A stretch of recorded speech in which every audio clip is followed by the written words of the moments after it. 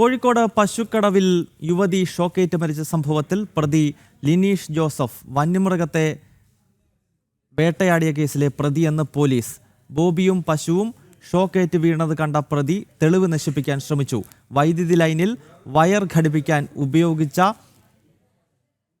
തൊടിയും കമ്പിയും ഉൾപ്പെടെ കസ്റ്റഡിയിലെടുത്തു. വിവരങ്ങളുമായി അനഘ ഹർഷൻ ചേരുന്നു. അനഘ, പറയൂ.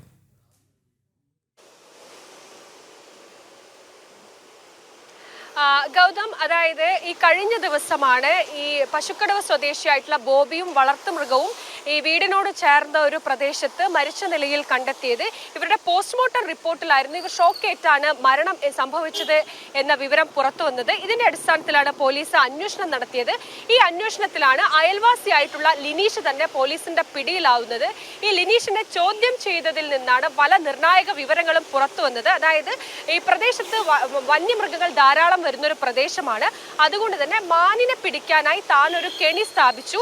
ഈ കെണി സ്ഥാപിച്ച ആ ഭാഗത്തേക്ക് ഈ ബോബിയും വളർത്തുമൃഗമായ പശുവും വന്നു. ഈ സമയം ഇവർക്ക് ഷോക്കേറ്റുകയും ഇവർ മരണപ്പെടുകയും ചെയ്തു. ഇവരെ കാണാനില്ല എന്നൊരു വിവരം അറിഞ്ഞ ഉടൻ തന്നെ ഈ പ്രതിയായിട്ടുള്ള പശുക്കടവ് സ്വദേശിയായിട്ടുള്ള ലിനീഷ് ആ ഭാഗത്തേക്ക്, അതായത് താൻ കെണിയൊരുക്കിയ പ്രദേശത്തേക്ക് ആദ്യം തന്നെ എത്തുകയും ഇവർ രണ്ടുപേരും, ഈ വളർത്തുമൃഗമായ പശുവും ബോബിയും മരിച്ചു കിടക്കുന്നത് കാണുകയും ചെയ്തു.